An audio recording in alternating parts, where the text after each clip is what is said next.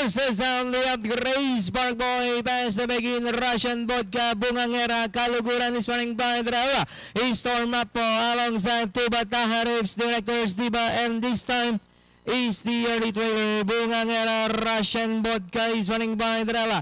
Then two lengths watching in third. Kaluguran, two Bataha Rips in fourth. Grace Parkboy and Diba. This time Storm Mapo and directors Diba. We have Boo Ngera by about two lengths. Russian Vodka still in second.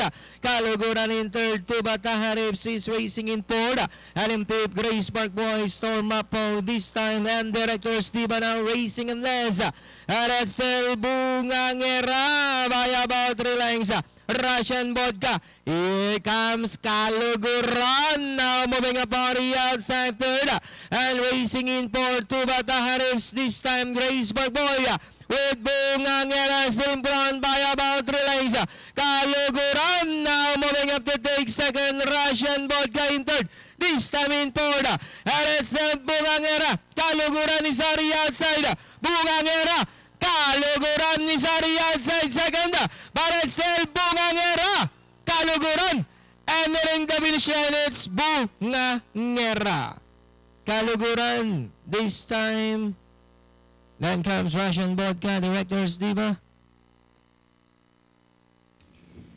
For our race number 7, ang ating pong unofficial winner dito, numero 8, that is Bungangera, skippered by Onil P. Cortez. Mas segundo, numero 3, Kaluguran. Tercero, numero 5 this time. Numero 7, Russian Vodka for quartet. And for Pentafect.